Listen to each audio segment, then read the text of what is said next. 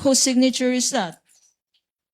That is the signature po of the Vice President Sara Duterte. What is the significance of her signature to this document, if any? Ang significance po nung kanyang pirma dito ay kanya nga pong sinertify na yung purpose po nung kanilang cash advance from the confidential fund ay na-accomplish po ng agency. And what are your observations? Anong ang mga observations mo, if any, sa dokumentong ito? Actually, it is one of the proforma annexes po nung Joint Circular 2015-01.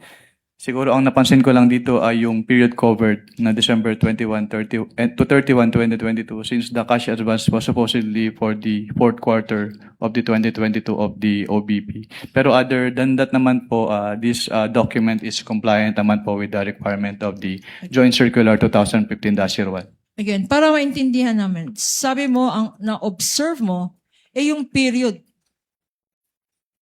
Yung period, Mr. Witness. Anong period covered dito?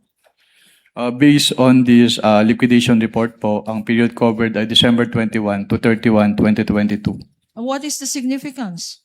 Bakit mo napansin itong period na to?